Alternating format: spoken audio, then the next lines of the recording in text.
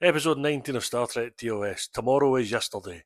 The one where they go back in time to the 1960s. The moonshot at the time. The 1969 then. It's as kind of a follow on from the Naked Time. They hit a black star and break away from its gravity, and that slingshots them into the past. And then it causes all sorts of mayhem. When they find that they're in the 1960s, Kirk goes full Doctor Who. He's just, it's like David Tennant. What? Um, Spock gets ignored when he uses a tractor beam on an aeroplane because it does break it up just as he thought it would. There's a lot of oddities in this episode. Again, we have the United Earth Space Probe Agency. We do have Starfleet at the end, though. Starfleet Control, so we're getting there with the names. We're about 100 years out when Kirk says he's going to, it should just about do it when he's going to be thrown in jail for 200 years. When he gets captured in the base when they're trying to get all the photography and films and stuff.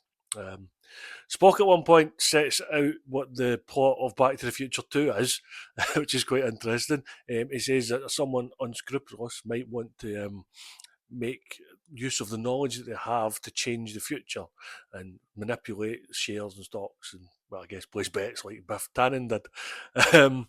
There's another weird thing about the computer having a female personality. Now, she always had a female voice, but this one seems to be in love with Kirk. Spock mentions it giggles, and Kirk does say it's going to be scrapped, and it kind of almost cries. So, very, very strange little quirks in this episode.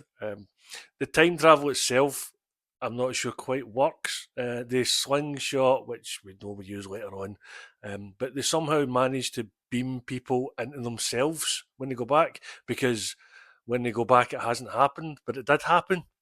The plane was chasing the UFO, which happened to be Enterprise, but then Enterprise wasn't there. Captain Christopher doesn't remember anything that happened despite being beamed into himself, so that never happened either.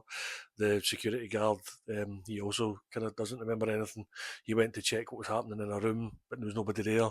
So it doesn't really fit all together properly. So this was an episode I enjoyed watching when I was younger, but the older I've got, and the more I've watched time travel stuff and have time travel understood in my head to at least a certain extent, it doesn't really work. It's quite flimsy, but it does obviously set the tone for future adventures. So it's fun. It's not great with time travel. I'll go middle of the road, 3 out of 5 for this one.